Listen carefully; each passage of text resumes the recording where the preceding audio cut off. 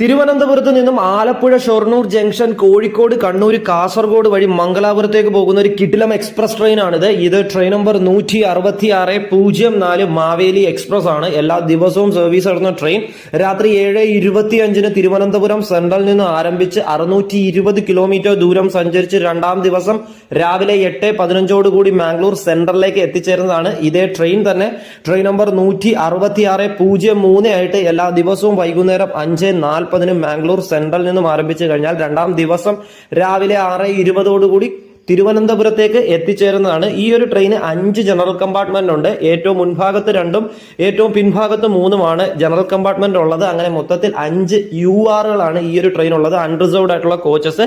ശാരീരിക വൈകല്യമുള്ള യാത്രക്കാർക്കായി 2 കോച്ചസ് ഈ ഒരു ട്രെയിനിലുണ്ട്. അത് ഒരെണ്ണം ഏറ്റവും മുൻഭാഗത്തും മറ്റൊന്ന് ഏറ്റവും പിൻഭാഗത്തുമാണ്. സ്ലീപ്പർ കോച്ചസ് വരുന്നത് 10 സ്ലീപ്പർ കോച്ചസ് ഈ ഒരു ട്രെയിൻ ഉണ്ട്. അതുപോലെ AC വരുന്നത് 7 AC കമ്പാർട്ട്മെന്റ് ഈ ഒരു ട്രെയിൻ ഉണ്ട്. അതിൽ 5 തേർഡ് ACയും സെക്കൻഡ് AC 1ഉം ഫസ്റ്റ് AC 1ഉമാണ്. ഒരാൾക്ക് ട്രെയിൻ ടിക്കറ്റ് ചാർജ് വരുന്നത് ജനറലിന് തിരുവനന്തപുരം സെൻട്രലിൽ നിന്നും മംഗലാപുരം വരെ 190 രൂപയും സ്ലീപ്പറിന് 355 രൂപയും തേർഡ് ACക്ക് 960 രൂപയും സെക്കൻഡ് ACക്ക് 1365 രൂപയും ഫസ്റ്റ് ACക്ക് 2270 രൂപയാണ്.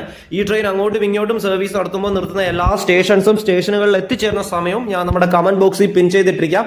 മാവേലി എക്സ്പ്രസിൽ യാത്ര ചെയ്തവരൊക്കെ ഉണ്ടെങ്കിൽ ഒന്ന് കമന്റ് ചെയ്തേക്കണേ.